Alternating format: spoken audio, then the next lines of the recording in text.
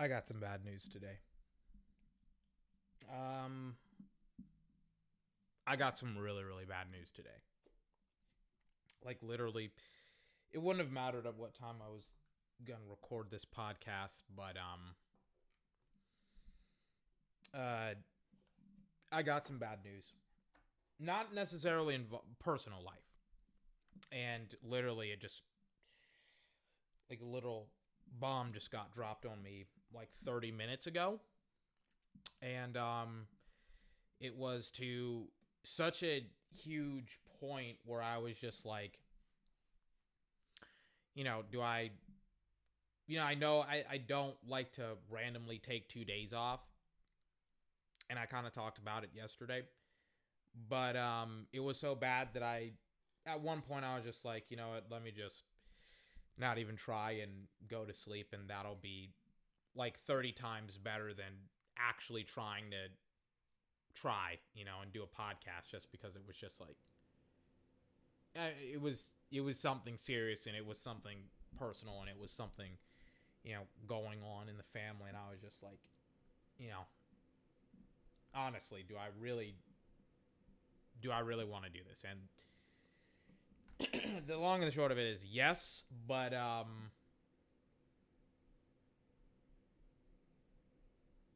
I don't know. But I was listening. Interestingly enough, I will. You know what I'll always do? You know what I always do whenever I get really, really shitty news, and I won't reveal what the news is because it's super personal and it's in my family and things of that nature. But what I'll do tonight, like I always do when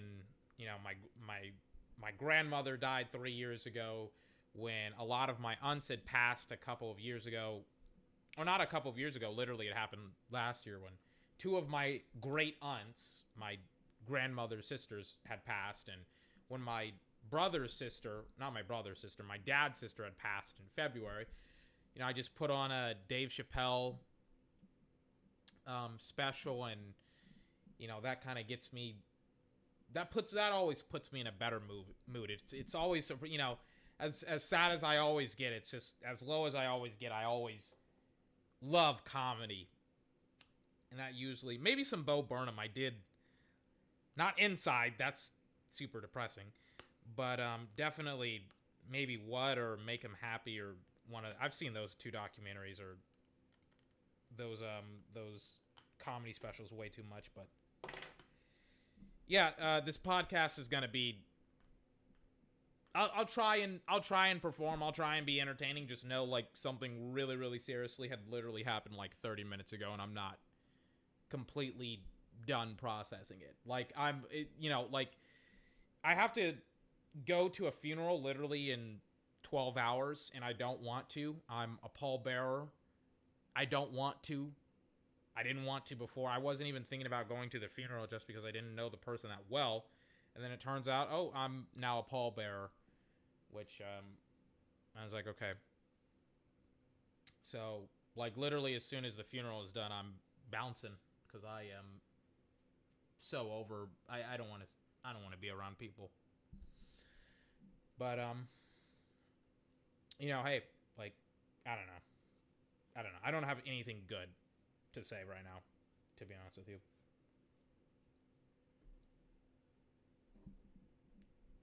I don't know. Unpause my music.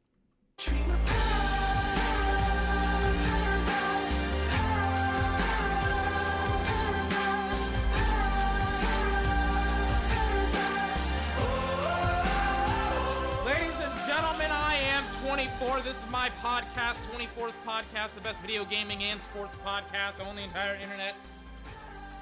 I'm sad, but I'm not so sad that I won't freaking fucking try. Pause the music. I will say this. It took me like a good 10 to 20 minutes to, like, get me out of this kerfluckle. And I was listening to Coldplay's very fantastic Super Bowl performance. And yes, Paradise was one of the main songs on the performance that I loved. Beyonce was there. Bruno Mars was there. And it was such an awesome 13 minutes. Didn't both of them have their own Super Bowls? And I mean, it was just such an awesome performance by both of them, by both Beyonce, Bruno Mars, backing up Coldplay. But it was kind of like a collaborative thing. It wasn't necessarily, I mean, Coldplay did like two songs, and then they did 3 or 4 songs. It was a Coldplay Super Bowl, but it was an awesome Super Bowl. Shout out to Beyonce. I was actually thinking about playing Formation until the bomb literally got fucking dropped in my chest, but hey, that's what life is. Sometimes bad things happen, and there ain't shit that you can do about it except your response. Ladies and gentlemen, this is my goddamn response. I'm back. I'm not gonna let freaking life kick me in the nuts. I'm gonna say, hey, life. I'm gonna get up. I'm gonna say, hey, life. Guess who's about to freaking kick you in the nuts? 24. I'm back. I'm back from the dead. Play Coldplay again. Hey, turn it all the way up. Pause it. You didn't turn it up. You turned it all the way down. What are you doing to me? Hey, unpause my music and turn it up. Blast it. Blast it. Blast it.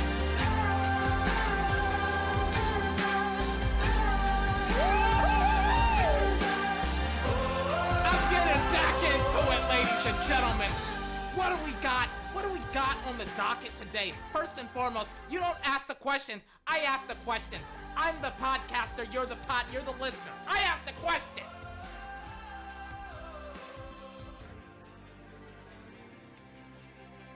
I got a lot of stuff on the docket here today, ladies and gentlemen. We got first and foremost, it's exclusively football.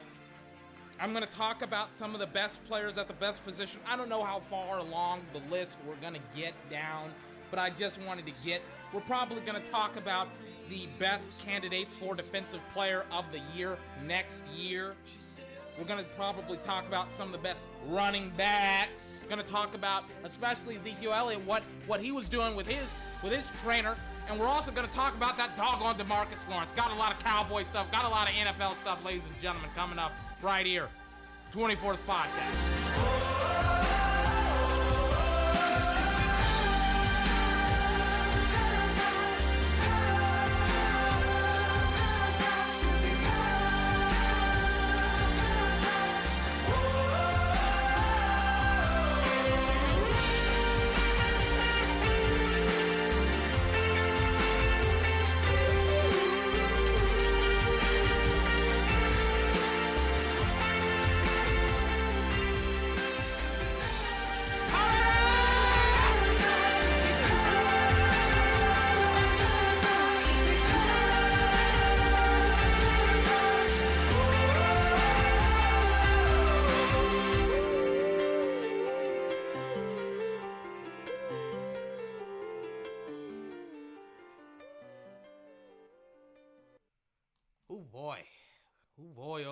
Oh boy.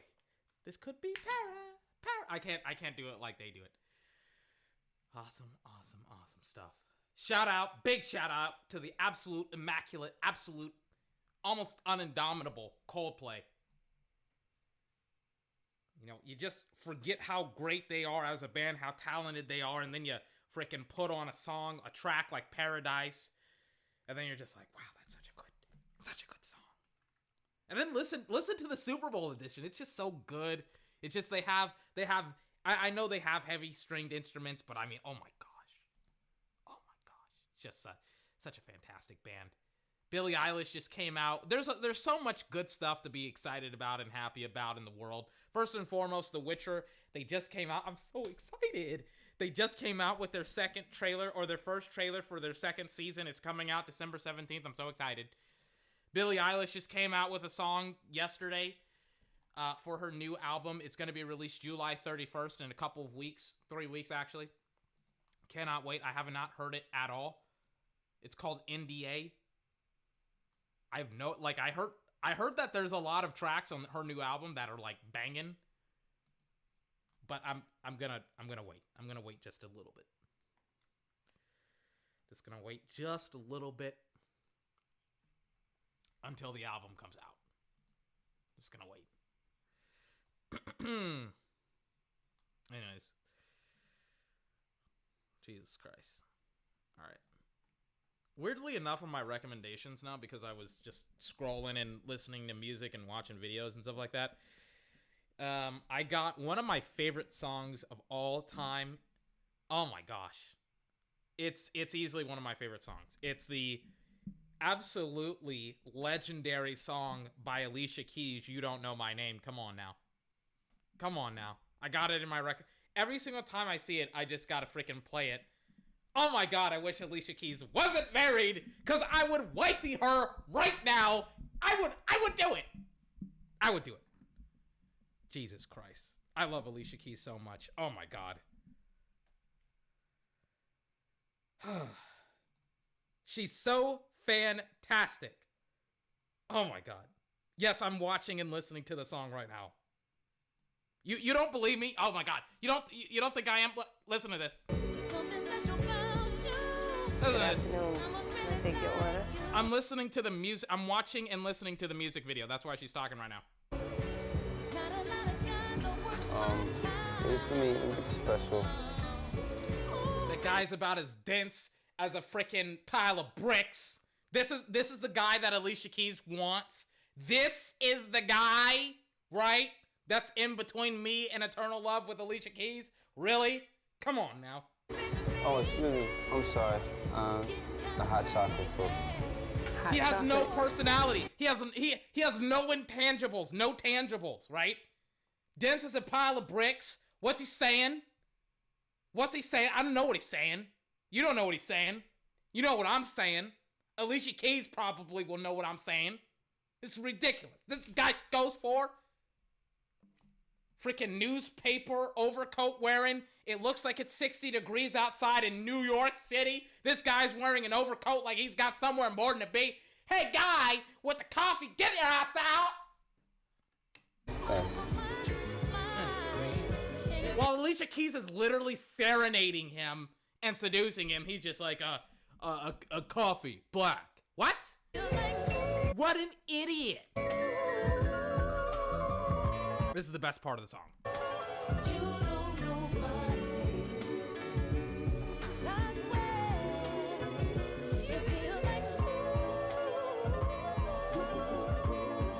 Literally had a dream that is very similar to what's going on in this music video. I'm not gonna lie. I'm not gonna go into detail about it. It's not a dirty dream. It's not a weird dream. It's just I met a girl in a freaking ice cream shop, and Alicia Keys, You Know My Name was freaking playing. It was very weird. It's just like, wow, this is super, and I didn't even see the music video. I was just like, I gotta listen to this song. I gotta write in my diary about freaking the song. God, Alicia Keys is so awesome. Oh my God. Jesus Christ. How old is it? This podcast has gone officially off the rails. How old? Hold on. Because she cannot be 40 years old. She's like 30, right? She looked like she was 20 10 years ago. Holy shit! She's 40 years old! She does not look like she's 40. She looks like she's 20. She was 30 10 years ago. How's that physically possible? It's not to say... I mean... I don't understand that. That doesn't make any sense. First and foremost, she looks fantastic. I mean, that's just, I gotta start there. Second of all, right? She looks 10 years younger. She always looks 10 years younger. She's always fantastic. I love her music. Oh my God, dude, that doesn't make any sense. How's that physically possible? How? And apparently, I'm like, because I'm freaking 5 years old, I'm reading her Wikipedia page because I just Googled her, right? She's a classically trained pianist, which is probably how she could like tickle the ivories. I didn't know that about Alicia Keys. I'm sorry. I don't know that much about Alicia Keys. All I know is that song, and that's it. She literally looks like she's like my age, like she's in her mid-20s. It's I don't get it. I don't get it. I don't understand it. I don't get it. I have no idea. I don't know how she looks like that. That does not make any sense to me. Oh my God. I gotta get an Alicia Keys. You know what I gotta do? I gotta find my Alicia Keys. I gotta find one. I gotta find mine. Good. Oh my! It's such a good song. Everybody knows it. I gotta play it. I gotta play it. I gotta play it. Play it.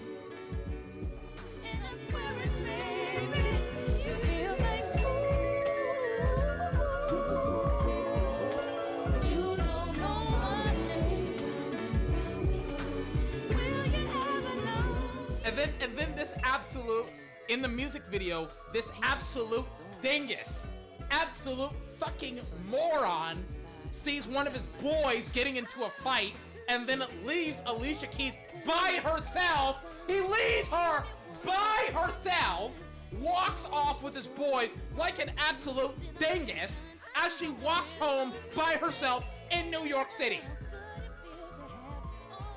Oh, Alicia, you could do so much better than that idiot. Oh, God.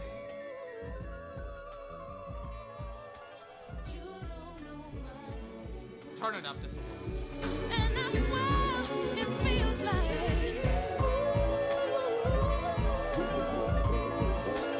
you don't know my name.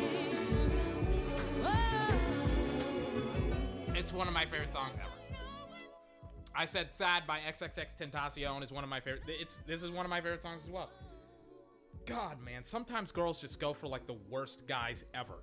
The idiot in the coffee shop that freaking runs at it. You know what he's gonna do, Alicia Keys, when shit hits the fan? He's gonna be like, he's not gonna freaking like, and then the worst thing in this music video happens. She gets on the phone with this guy, has no game, has no swagger, has no tangibles, has no intangibles, right, to seduce her, and then she just freaking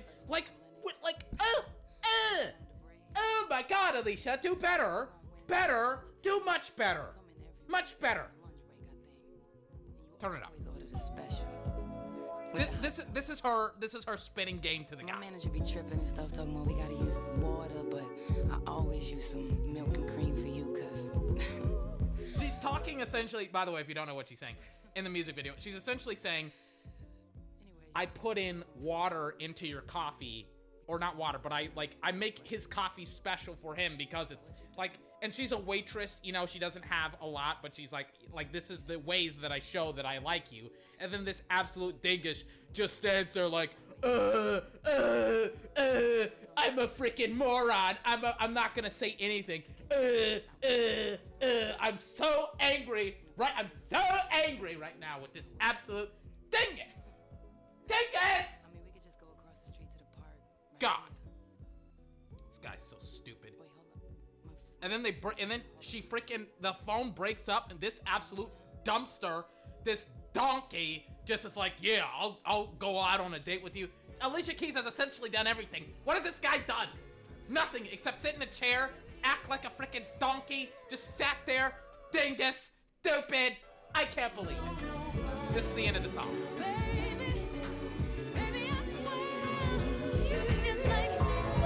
I see where you were late again. I'm sorry, Mr. Barrow.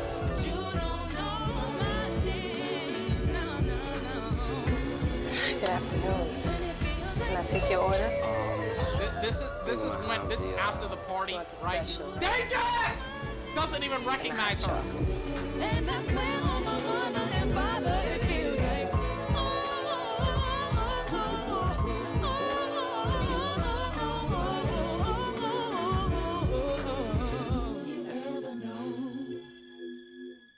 And he doesn't even, the sad fucking thing is, he doesn't even recognize that this is the girl from the fucking party. Why does she like this guy? Why? Why do you like him, Alicia?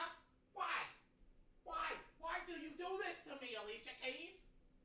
Does this to me on a Friday night, on a Saturday night, on a Sunday night. She sings about a guy that frickin' doesn't recognize her as a waitress in a bar in a frickin' bed and breakfast in New York City. Doesn't recognize her, doesn't care about her. Then she's like, I don't know why this guy doesn't like me. I'm about to lose my mind because of Alicia Keys. But oh my God, do I love me some doggone Alicia Keys. Whew, baby. She's so fantastic. So, well, I'm already losing my voice. Where do we begin? After ranting and raving for about 20 minutes on the, oh God, I just saw something from Florio. You know what? Let's start here, right? Let's start here. Florio and Pro Football Talk, I haven't seen anything from Florio in months. My life has been better because of it. So I'm watching, literally, not even watching. Like, I literally just got this video recommended to me. And the title of the video is, NFL expansion could come to Chicago next. And my first response is, what? And then my second response is, why? First and foremost, Chicago, it's not like they represent the Cubs, the Sox, the White Sox, and then they represent the Bulls and the Bears.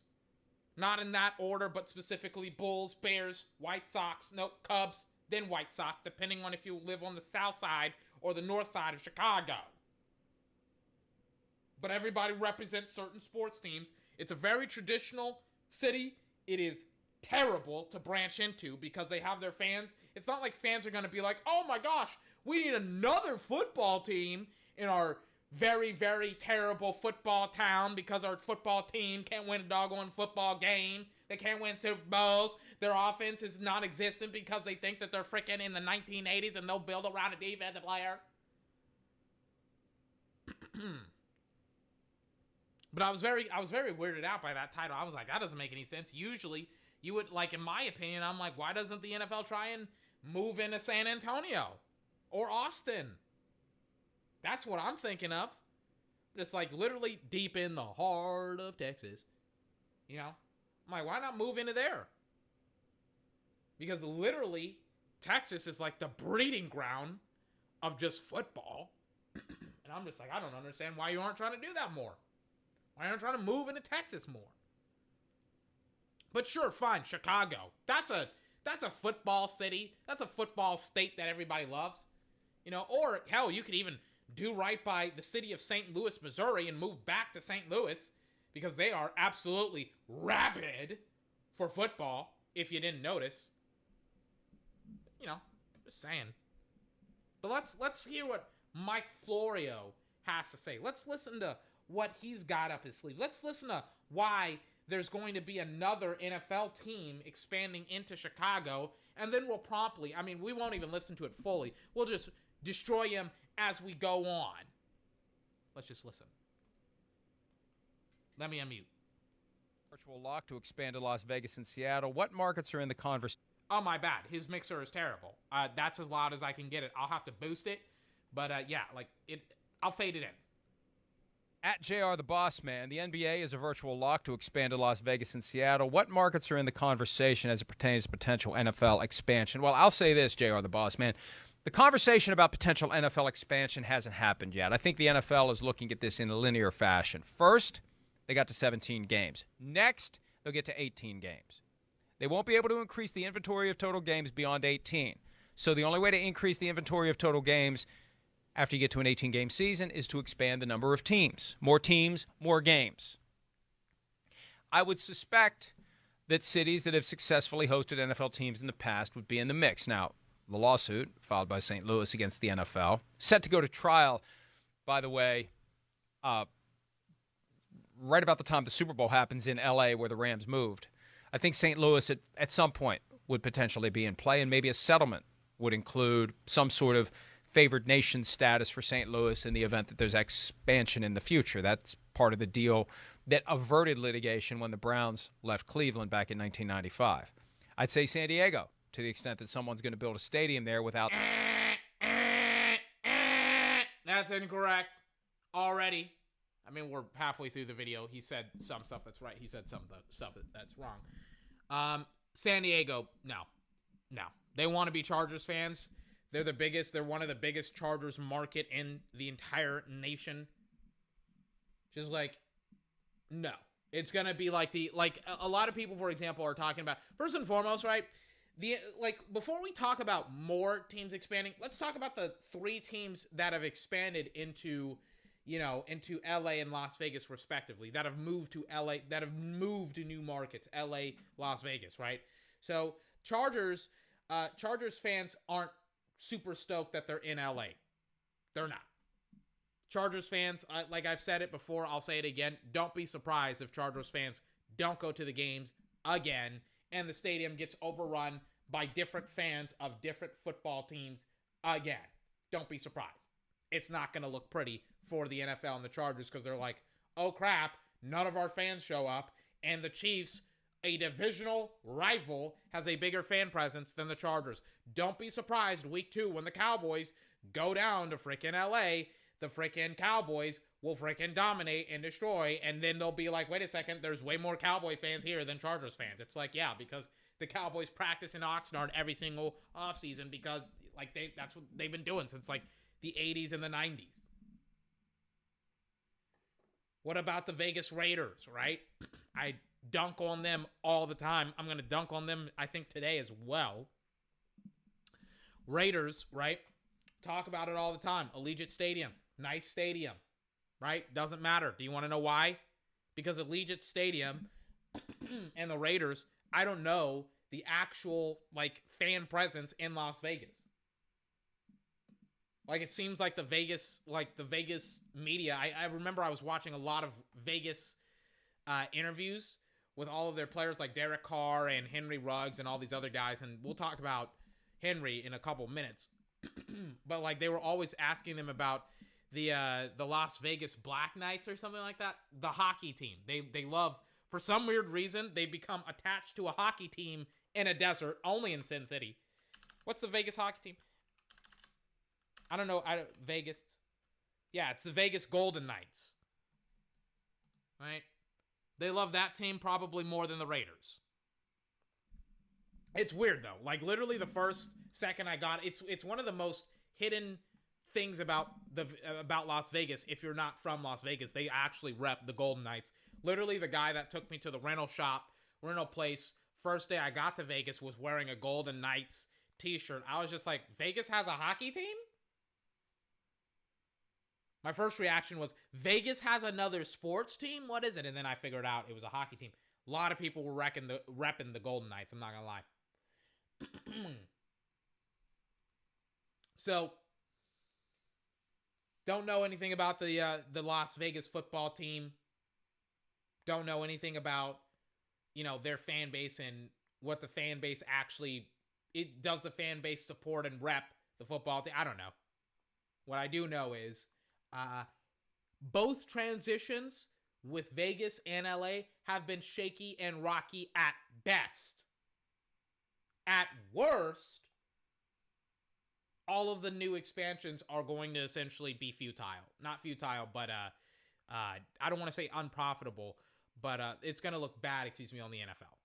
Because of just how ridiculous they're going to look after Vegas gets swamped by Kansas City Chiefs fans and LA getting swamped again by Cowboy fans and Kansas City Chiefs fans and Bronco fans. It's not gonna be a good look.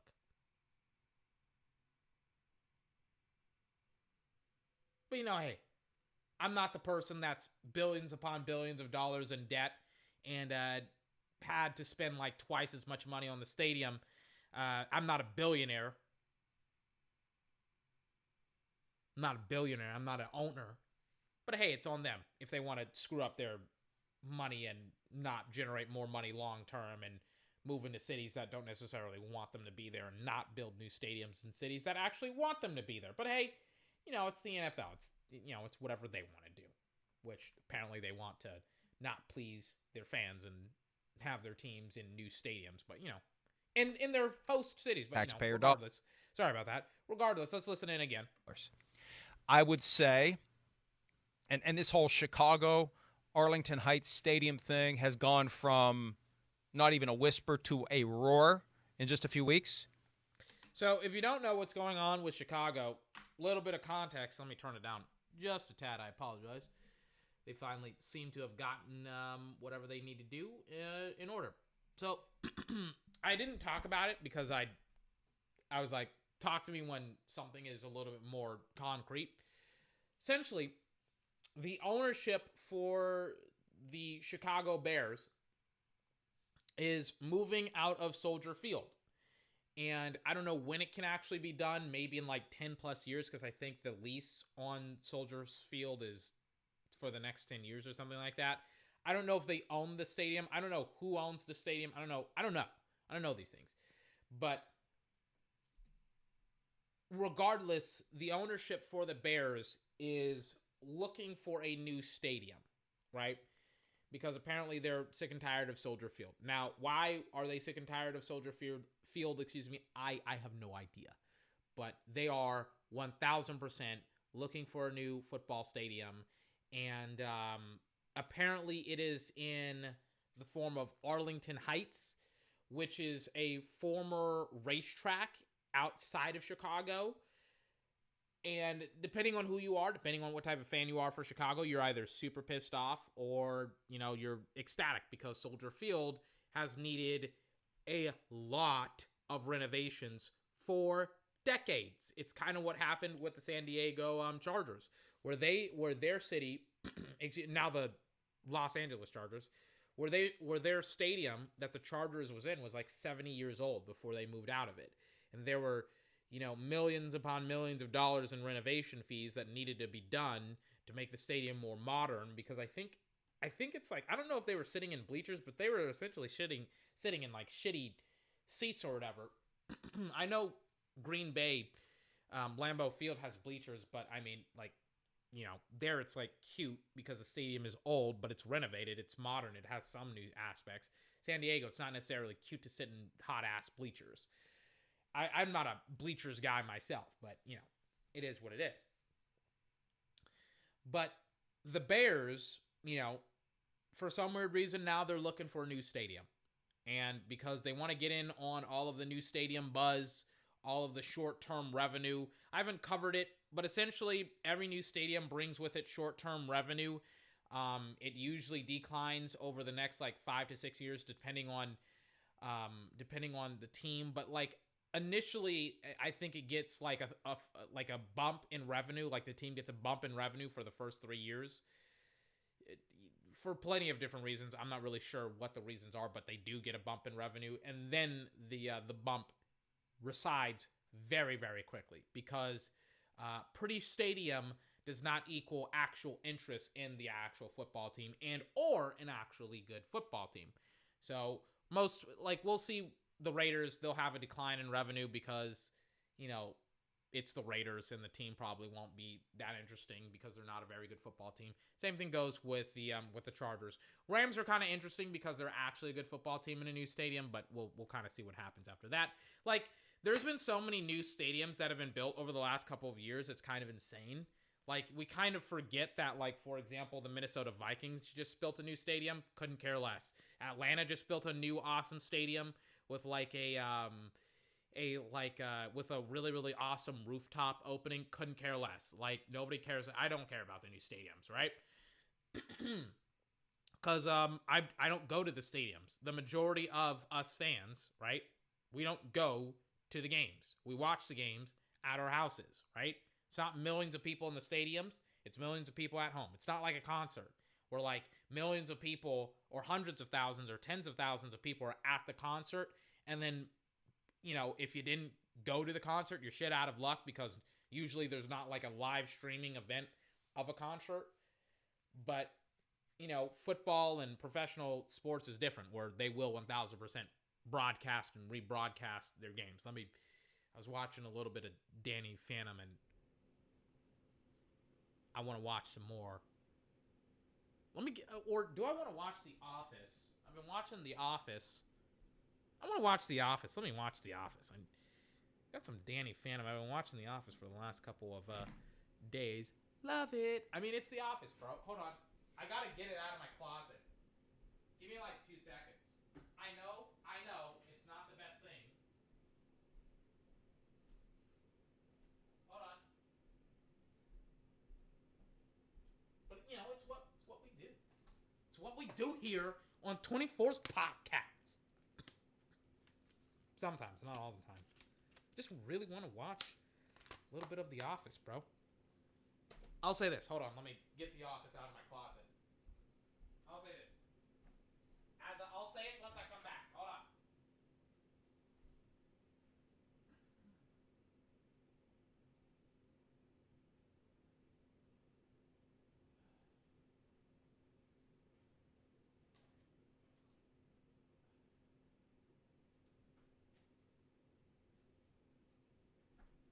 Oh no. I'll say this. As I just remembered how absolutely disastrous the organization of all of these discs are. Like, they don't separate them. They're in a really, really shitty, like, organization thing. I'll say this. When it comes to investments that I've made in entertainment, like, I've bought a vinyl player. I've bought, speakers for said vinyl player that make everything sound 20 times better. I'll say this. When it comes to just entertainment investments, one of the best investments I ever made was buying the complete series of The Office on DVD. I will say that, and I will not be ashamed of it. It is such a goddamn awesome TV show. Oh my gosh. Hold on. I was like watching season 6. It's weird. It's like literally... And there it goes. There goes all of my discs. Hold on. There we go. Sorry about that. It's weird. It's like, literally I've bought like the entire series of The Office and Parks and Rec because they were off of Netflix. I literally like stayed up all night watching like the final minutes of like The Office and Parks and Rec as both of them were like leaving Netflix. Essentially Netflix. I mean, the only reason why I know about The Office and Parks and Rec, I'm not gonna lie to you, is because of it's because of Netflix. Like, I don't know if that's any other millennial, I would assume so. But yeah, it's literally why I know about The Office. Why is season 5? No, that's season 8. They organize this. I hate this. This is like the most laziest way to like have a season. Not a season, but like a bunch of discs, because it's just so freaking hard to get these things. Like, they just, oh my god. It's so hard to describe how crappy they butchered this. But they butchered it. Surprise, surprise. And it's like they leave me, the consumer, to deal with this god-awful disc structure that I now have to deal with on like a, freaking daily basis every single time I touch this goddamn thing. Now, where is it? Where is the 6th season? Where are all of... Hold on. Like, literally, this is season 7. Where is the first disc for the 3rd disc for season 7 or season 6? What? This is season 6? Oh my god. Like, I even organized these discs incorrectly. I'm like, gonna have to freaking turn on a light. Where is this thing? Here's I'm like, it's just a complicated organizational mess. I don't know whose bright idea it was to just stack up DVDs on top of one another, but that's what they did. There's like over 40 or 50 discs because there's like 8 seasons, and they all just stacked them up instead of having one of those flappy things. I'm very annoyed.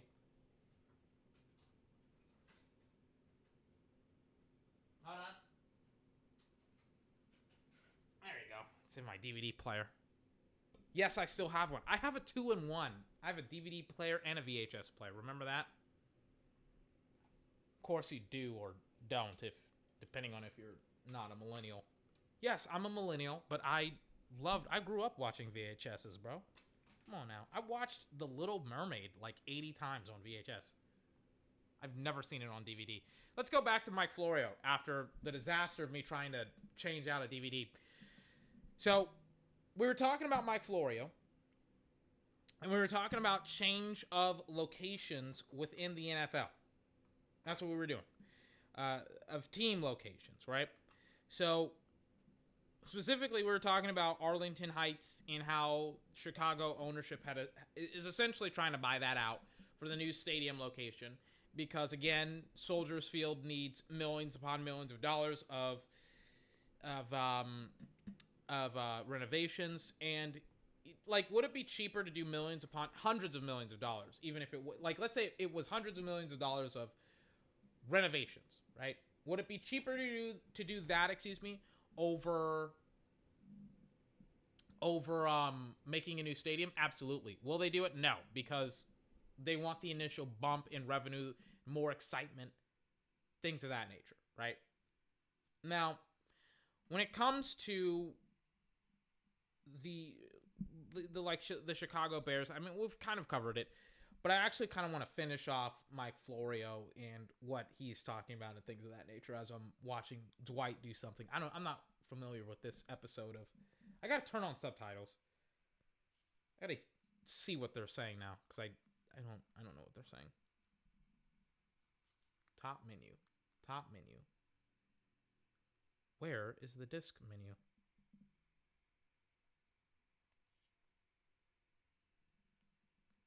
I don't understand why this is so hard. Let's listen to Mike Florio. The Bears are going to build their own stadium. State-of-the-art, maximum revenue streams, number 3 market in the nation. Really? Chicago is a number 3 market for the Bears? I mean, is it... Really? Really? I mean, I doubt that. They're a number 3 market? Really? Are you sure they're a number 3 market? Let me look that one up. Are they a number 3 market? Top football markets, NFL. It is. Really? Why? I'm like, why is it such a large market? That doesn't make any sense. The Bears suck. It's like usually you would think, hold on, ranking the 115 US-based franchises in the Big 4 sports leagues. This is NBA, NHL, NBA, and NFL. No, NBA, NHL, NFL, and then MLB. Really? Sports market team? Yeah, I mean, it's the Bears. Oh, wait, yeah. I guess it's homes in the cities that watch the games, I guess, which is kind of true. But do they watch the respective teams that are in the cities? Like, for example, like there's 3.472 million homes in Chicago. There's no way that they all watch the Bears. There's no way, because the Bears suck. There's no way every single Chicago Bears fan, and there's no way that in a large market like Chicago, they all watch the Bears. Just like how in New York City, I know for a fact that they don't watch exclusively Jets and Giants. There's no way. So, no, that's not a thing. It's 1,000% not a thing.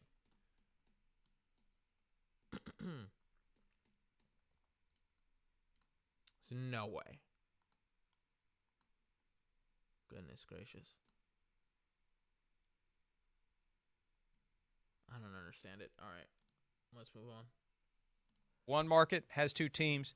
The number 2 market has 2 teams. I think Chicago would be a potential site, either for relocation or expansion. And also London. Al Michaels said 10 years ago, when the league goes back to Los Angeles, it will be 2 teams, not 1. I think there's room for 2 teams in London. And I love how he's like, Al Michaels, one of the best NFL sports commentators of all time, predicted that when the Sorry about that. When the NFL would go back to LA, it would be 2 teams, not 1. I love how he's just like, oh man, like I'm just gonna throw out my best Al Michaels impression and just try to act like Al Michaels. It's just, you're not Al Michaels. Sit down, Florio. If the NFL ever does go to London, it will be 2 teams, whether it's expansion or whether it's an expansion team and a current team, maybe a current team that plays in London every single year. Hey, what? There is no expansion team that plays in London. And I know, folks in Jacksonville, you're not happy to hear that, but I'm not the one who's decided that the Jaguars are going to play a home game in London every year. But they don't, right? The Jags don't. Unless I'm missing something. Let me just type it in. Maybe I'm missing something.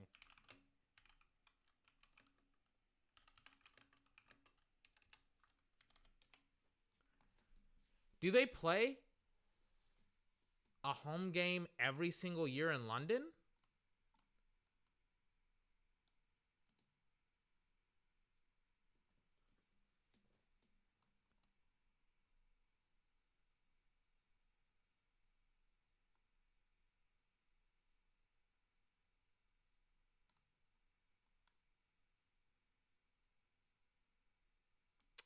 Like, I don't know.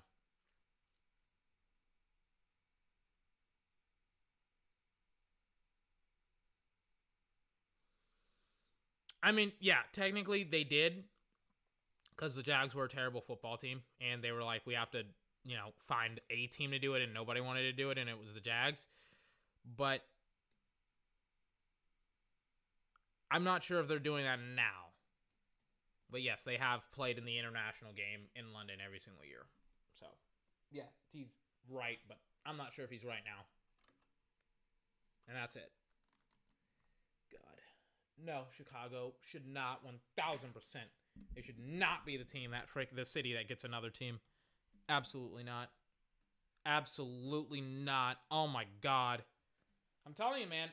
Like, I feel like they're just looking at the freaking markets and are just like, we don't really care about anything else besides markets, and it's just like, okay, watch what's happened. Watch what's gonna happen. Watch what's gonna happen.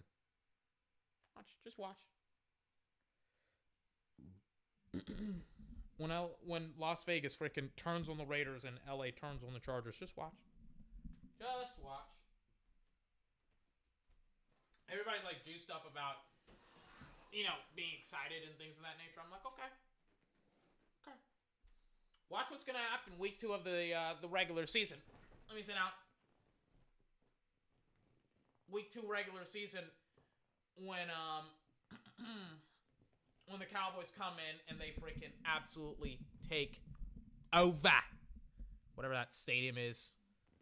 Maybe DeMarcus Lawrence will finally do something, and instead of saying, oh man, that's a pretty stadium for LA, looks like we're going to have to spoil it, then he absolutely showed his ass to the entirety of the NFL and embarrassed the Dallas Cowboys on Sunday night. What a joke. Anyways, speaking of DeMarcus Lawrence, I have been on the DeMarcus Lawrence absolute murder spree. Some would even call it a killing spree, like I was Eminem. Or Logic. I forgot who made that song, Killing Spree. I think it was Logic, now that I think about it. So, now, just got another Witcher thing. Sorry about that. So,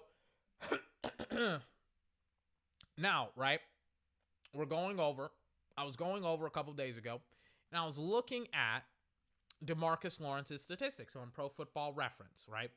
I'm going to try and incorporate statistics more into my show because I really haven't done it so much in the last year. I've been focusing more on tape analysis, and I've kind of let statistics be drawn to the wayside. I kind of want to start off things now with film and tape, and then we'll freaking hammer on the point with statistics, right? I'm going to hit you over the head with both. So, when it comes to DeMarcus Lawrence, we already discussed how he is staggeringly below average when it comes to sacks.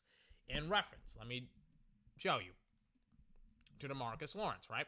DeMarcus Lawrence, he has 11.5 sacks over the last 2 years, right? And we'll just focus in on this year. He had 6.5 sacks this year. Terrible, right? TJ Watt, one of the best pass rushers in the NFL, 15 sacks, right? Aaron Donald, one of the best defensive player in the NFL, 13.5 sacks. I put in Chandler Jones because Chandler Jones is one of the best pass rushers in the NFL, 19 sacks. And Joey Bosa got 7.5 sacks this year, but that's primarily because he was hurt and he missed games. But the year before that, he got 11.5 sacks. So those are the average. As a matter of fact, let me change out Joey Bosa. Who should I change him out to? Let's just go with Von Miller. How about that? Let's have some fun. Let's get Von Miller. And keep in mind, Von Miller has been on the decline as of late. Let's just check out Von's statistics, right? Didn't even play last year because he got hurt. Von Miller, year before that, Von Miller, who is old and aging and 30 years old, got 8 sacks comparatively to DeMarcus Lawrence's 6.5. And before that, it was 14.5, 10, 13.5, 11, 14. And then you have to go all the way back to 2013, his only other non-double-digit sack year to find a single-digit sack year, and that was because he only played in 9 games. So, technically speaking, he was on track to get double-digit sacks in the year that he was injured, and he only had 5 sacks. I'm very upset with DeMarcus Lawrence because he's below average in sacks. But everybody wants to say to me, well, 24. DeMarcus Lawrence, he doesn't do sacks well. He does everything else well. And sacks, they're just not very important. They're not the only way to determine whether or not an NFL edge rusher or a pass rusher or a defensive lineman is of value. They'll hit me with that nerdy, whiny voice. Right? I should know because I have a nerdy, whiny voice. They hit me with that, and I'm just like, that's ridiculous. He should be better, right? When it comes to sacks, excuse me. Only in Dallas do we, for some weird reason, not count sacks as an important statistic for evaluating the defensive end position. Only in Dallas. Everywhere else, they're like, yeah, that's super important. But only in Dallas, they're just like, yeah, sacks don't matter. So it's like, what? You go up to Steeler country, to Pittsburgh, you say that crap, they'll be like, what? What are you talking about? You go down to Arizona, where they got Joey and Chandler. They'll be like, what? What are you talking about? That doesn't make any sense.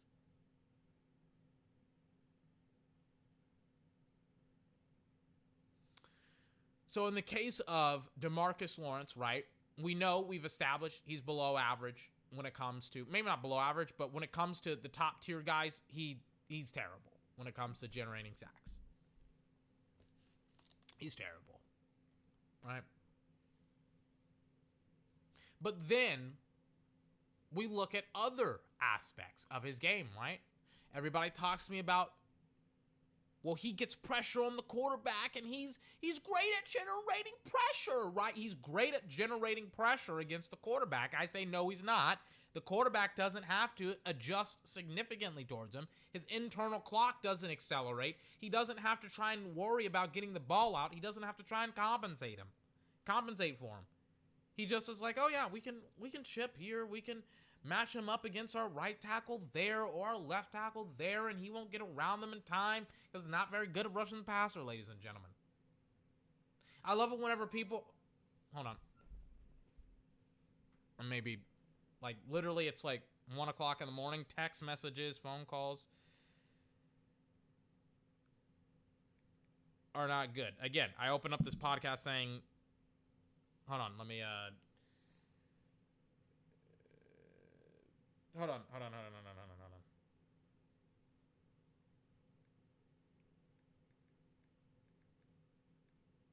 This may be something important. I may have to take a phone call. I'll play some like music if... Hold on. I'm going to call. Hold on.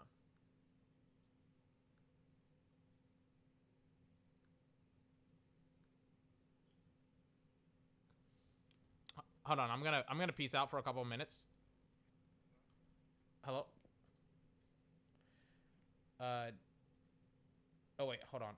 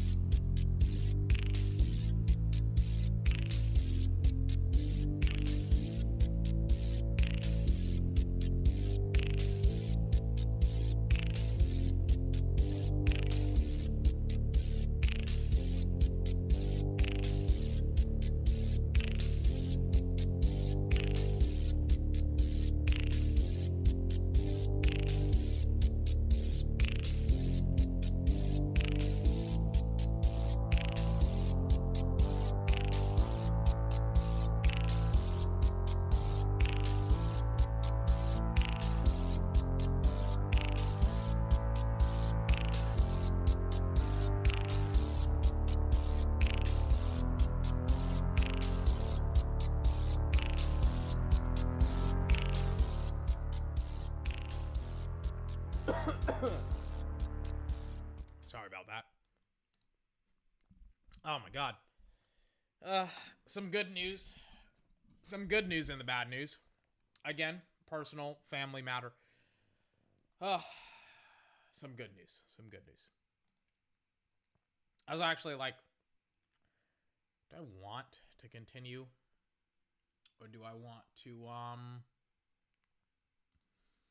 retire for tonight? And I was just like, I gotta fucking keep pushing. I have to. Gotta fucking keep pushing.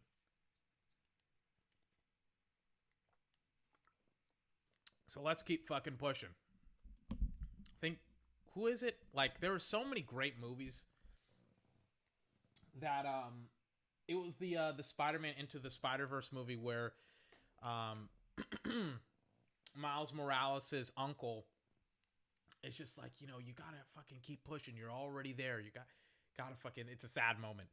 Because spoiler, he dies. It's just like, you gotta fucking keep pushing. You're already there, Miles. You're almost there, Miles. Then he dies. And then it's just like Dave Chappelle said, no matter what happens in life, you gotta fucking keep pushing. So, this is me fucking pushing. Anyways. What was I saying?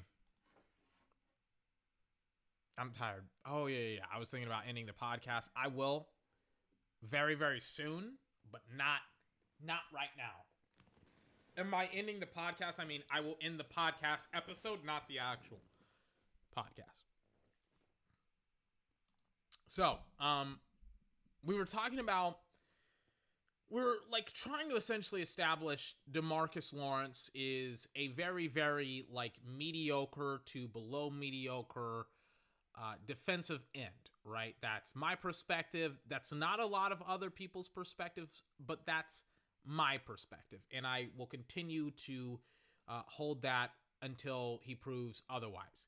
So essentially what I was trying to establish was that DeMarcus is below the standard when it comes to elite pass rushers or even just defenders or edge players in the NFL. Like, he's not an elite defender. I don't know why PFF talks about his pressures. I don't see the pressures, right? Let me give you some statistics. So, I always talk about how sacks are the most important, or one of the most important statistics that you can have as a edge rusher. But one of the other really, really useful statistics that helps kind of like determine whether or not you're a decent pass rusher or not is quarterback hits, right? It's how many times you can legally hit a quarterback without drawing a foul. It's like a PBU, right? A pass broken up. You don't get a pass broken up if you commit a foul, right, against a wide receiver. The same thing happens for a quarterback hit. You cannot illegally hit a quarterback hit and boom, that's one of your quarterback hits, right? You have to legally hit the quarterback to get these quarterback hits, okay? So let's go into DeMarcus Lawrence's quarterback hits. Each year, it has declined for the past 4 years, essentially since the 2017 season, right? 26 then, and that was when he had his great year of 14 and a half sacks. 23 in 2018, again, a pretty fantastic year where he had 10 and a half sacks. I'll take that. And then it decreased again to 16 in 2019 when he had 5 sacks, and then to 10 last year when he had 6.5. So, DeMarcus Lawrence, his quarterback hits have constantly gone down as the seasons progress, right? But what's the context? What exactly is the benchmark for pass rushers in the NFL? I got it. I got the numbers. I always got that. I got the goods. So, again, this is TJ Watt. This is his quarterback hits. He has 41. Comparatively to 10. 10, ladies and gentlemen. 41 to 10. Now, I'll say this. TJ Watt, the 2020 season, unicorn of a season. Where he was He was a fucking monster. It's just that simple. Monster. Monster of a football player. But 41 quarterback hits. He's nowhere near elite. This is Aaron Donald, right? Defensive tackle. 28. Again, comparatively to 10. Oh, and by the way, ironically enough, not DeMarcus, Aaron Donald, when he had 20 and a half sacks that season, he had 41 quarterback hits. Just to put into context how dominant TJ Watt was last season. Right? This is Chandler Jones. His last season, his last productive season, not last season when he only played for 5 games and had 1 sack, but the 2019 season where, oh, check this out, 19 sacks, 26 quarterback hits.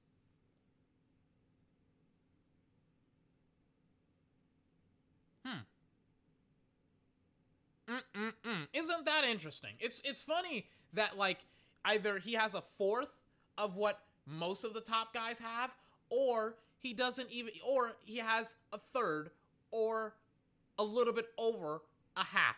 Isn't that interesting? Isn't that just a whole lot of fun?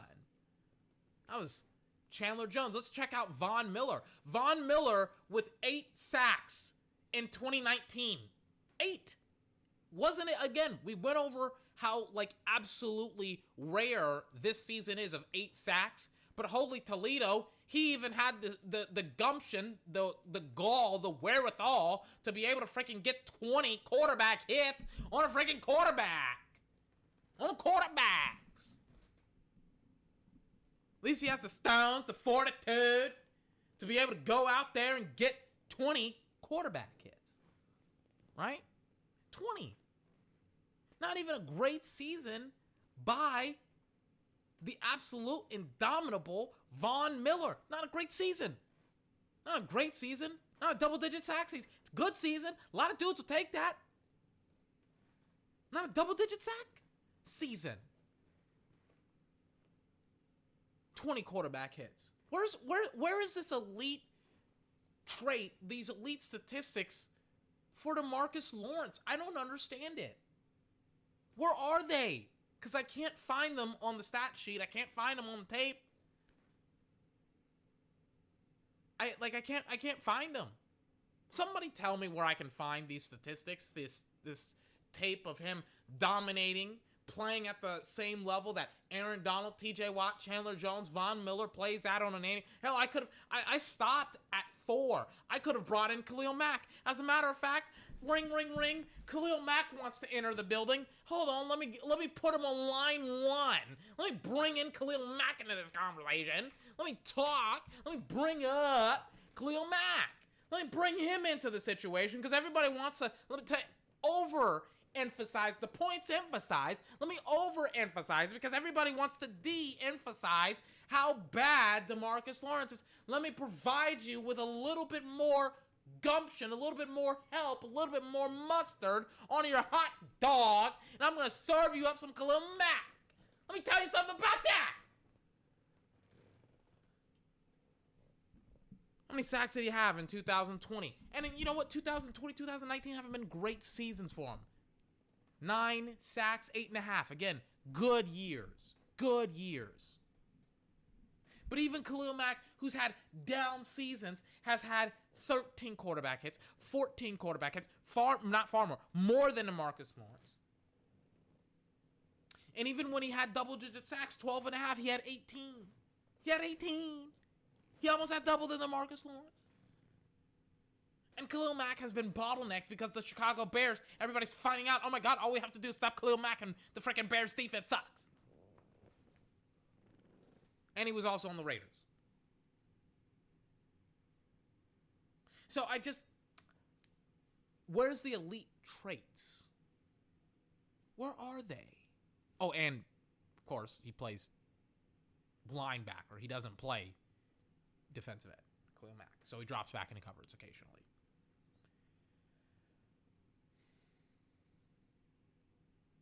Where's the elite traits? No sacks, No quarterback hits. Comparatively to his peers, the elite guys. Where's the production? I don't see it. But oh wait, there's more. I got something for you, right?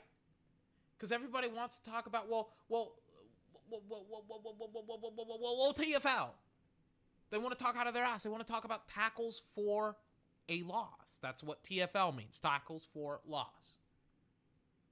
DeMarcus, unsurprisingly enough, has a similar amount to quarterback hits, 11. Oh, congratulations. But does this make him an elite defender? Yes and no. Let's take a look, right? TJ Watt, again, unicorn, 23. That is not the standard. But let's look. This is 23 tackles for a loss, but let's look at Aaron Donald. Aaron Donald, 14 tackles for a loss. You have Chandler Jones. He has 11, right? Von Miller, in a down season, had 10. The year before that, in 2018, when he had 14 and a half sacks, 14. And then for Chi-Town, Khalil Mack, he had 11. So again, when it comes to tackles for a loss, he is comparable to his peers. And everybody wants to be like, yeah, see, that's where DeMarcus Lawrence makes his money. But do you want to know another couple of facets and another couple of ways that DeMarcus Lawrence can and cannot make his money? Let's talk about fumbles and forced fumbles, ladies and gentlemen. Because I heard that everybody, first and foremost, about tackles for a loss, let me emphasize this point here. Everybody says that he's one in a million when it comes to tackles for a loss. The reason why I mention all of these other players that have similar statistics is that he's not 1 in a million. He is on par with his statistics or on par with his peers in this statistic. So congratulations. In one of the I'll say more important statistics, he is on his peers, but like literally every other statistic he isn't. Which is one statistic. Okay, congratulations. But with like every other one, you're not. But let's continue this trend. Let's look at his fumbles, his forced fumbles, ladies and gentlemen. Let's look at that. He had 4 in 2020.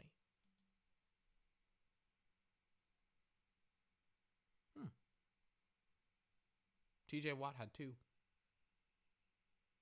Year prior to that, he had 8. Aaron Donald.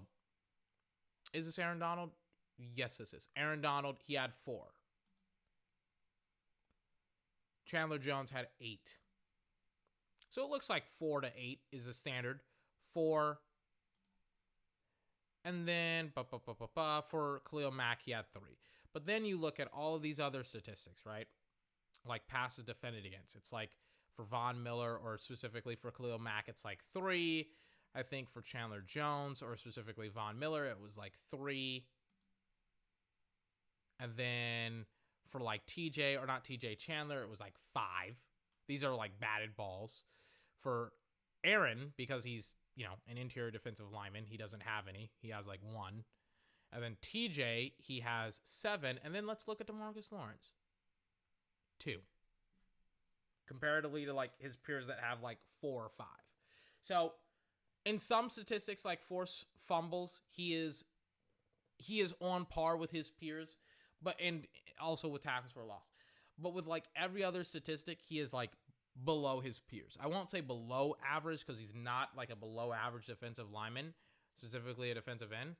But there are so many times where I'm just like, oh my God, this guy isn't even like on the level of his peers, of like Khalil Mack, Aaron Donald, etc., etc., etc. He's a good defensive end who they're overpaying to be an elite defensive end. And he's not. He's not. I haven't seen the dominance. I haven't seen I don't remember the last time he had a dominant game. Let me find out. Let me like go to his game logs. Let me see 2020. Let me see if he had an awesome game in 2020.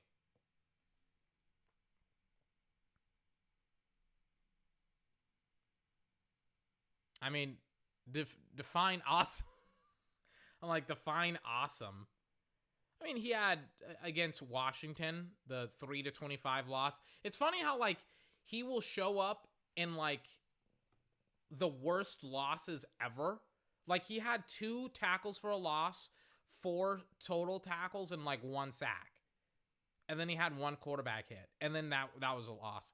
Against Philly, he had 5 solo tackles, 3 tackles for a loss, and like 2 quarterback hits, and like 0 sacks, right? No, he had 1 sack, right? So it's like, it's weird. It's like how he will always have like really, really decent games and like the worst games ever. It's just like, wow. Huh. That's interesting. It's almost as if he pads his statistics. Oh, don't say that. But let me also look at 2019 as well for awesome football games. Oh, he had 1 awesome football game against Washington where he had 1 tackle or 1 sack, 3 solo tackles, and like 3 quarterback hits. And then he had 2 tackles for a loss as well. And that's kind of it. He had like, I don't remember how many tackles for a loss he had, but he didn't have like a lot. He had, I mean, a pretty solid game against New England where he had 2 tackles for a loss and 4 total tackles, but again, 9-13 loss. I mean, I'm just saying, like, where's the awesome production? Where's, like, you know, the statistics that I can hang my hat on to, like, you know, puff out my chest and be like, he's a great football player.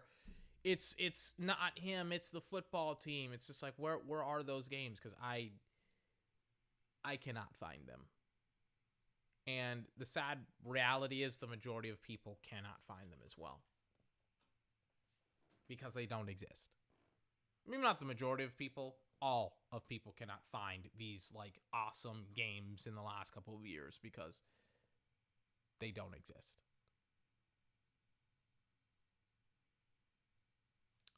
Can we stop defending him when he does not play well? It's what I don't understand whatsoever, that we're defending this guy who sucks. Anyways, thank you so much for tuning in to the podcast. I'm going to come back, ironically enough, tomorrow.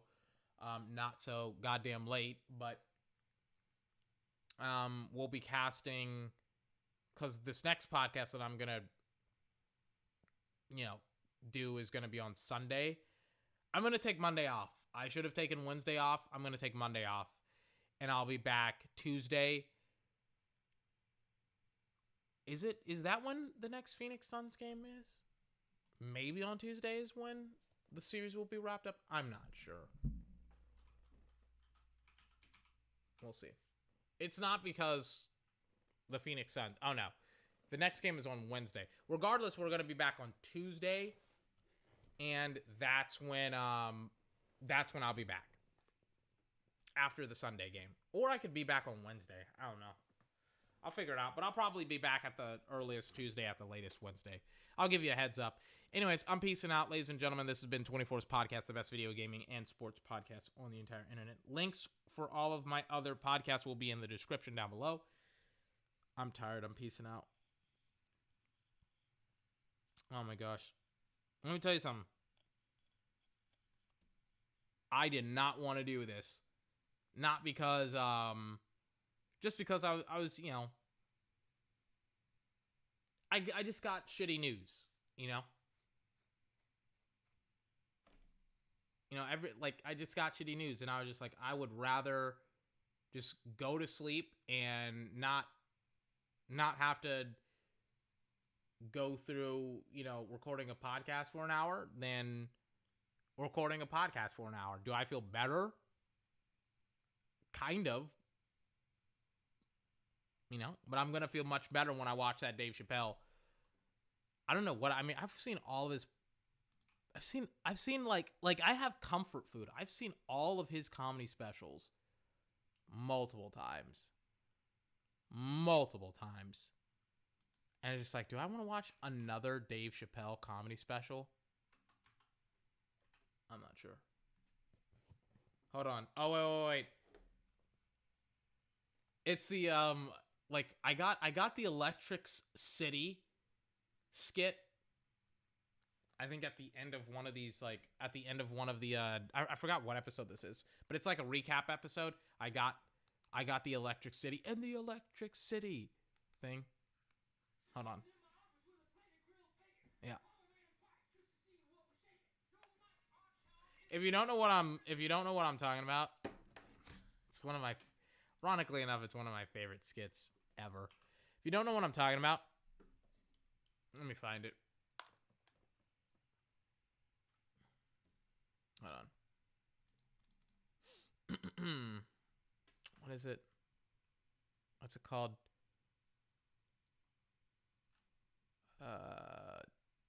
How did I literally forget Electric City Office? Electric City. I literally spelled, because I've seen electric spelled so many freaking times. L-E-O, Jesus Christ. E-L-E-C-T-R-I-K.